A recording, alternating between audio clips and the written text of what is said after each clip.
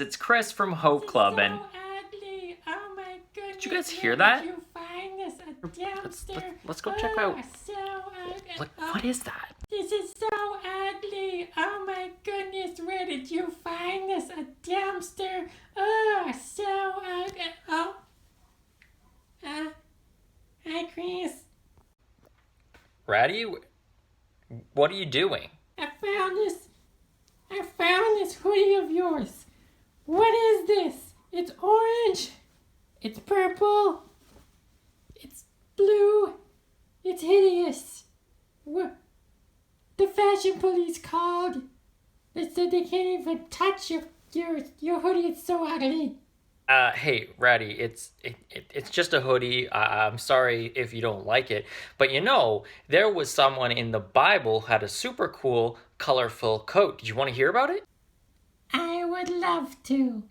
Guys, this is my friend Ratty, and today we're going to be telling you about the story of Joseph. Now, Joseph lived a long, long time ago, and you see, Joseph, his father, he really liked him. He thought he was really special, and so he made him this special, colorful coat. Now, it probably didn't look like this, but you get the idea. Well, his coat got him in a lot of trouble with his brothers. You see, he had a lot of brothers, but Joseph was the only one who got a coat from his dad, so they were very, very jealous. And also, Joseph was having these dreams, and these dreams seemed to imply that his brothers and his family would bow down before him. And so they thought that was pretty arrogant, so they threw him in a pit. Really? Yes, Ratty. So, well, what they ended up doing was, when these people were traveling by, they actually sold him. Yeah, like as a slave to those people. That's inhumane. Rats would never do that. Yes, well, that's good, Ratty, that they would never do that. Well, you see what happened to Joseph? Well, he went to Egypt, and when he was in Egypt, he had been sold to this guy named Potiphar. Well, when he was there, Potiphar really liked him, and because he did a good job at all of his work. But one day somebody lied about him because they were mad at him. So they lied about him, and he got thrown in jail, even though he was innocent. Now you might be thinking, Chris, this is Hope Club, and this doesn't sound like a very hopeful thing, getting thrown in jail. No, it doesn't. I can assure you it was a hopeful thing, because even though Joseph was in jail, God used him to bring comfort to people. In particular, there was a gentleman who was what's called a cupbearer, and there was also a baker. Now, these two guys both worked for Pharaoh, the king of Egypt, and they both had dreams. And Joseph had some crazy dreams before we talked about too, right? And so he was able to interpret the strange dreams that these guys had. One of them, for the baker, was not so positive, but for the cupbearer, was positive. And he asked the cupbearer, when you go and get your position restored, that's what the dream interpretation was, please tell the king about me. Well, one day, after this guy had been restored to his position, to his old job with the king as a cupbearer. It means he brought the cup to the king. Well, the king, guess what he had? A bad dream.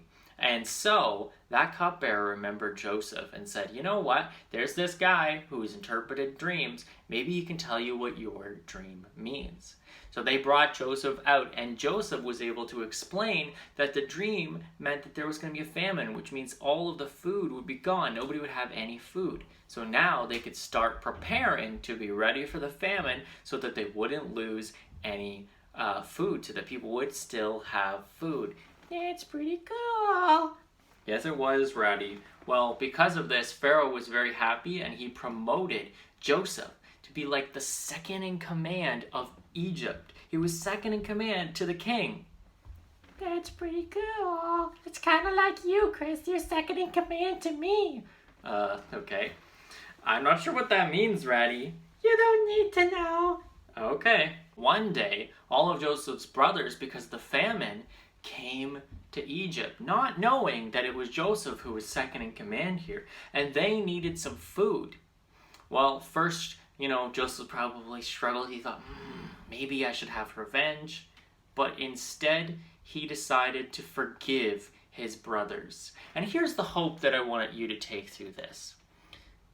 Just like Joseph, sometimes people will do things to us that are not right. Yes, like one time somebody took my cheese and I didn't like it. Oh, I'm sorry someone took your cheese, Ratty. But, we have an opportunity to forgive people. And God has an opportunity, if we're faithful, to raise us up to prominent positions and things like that.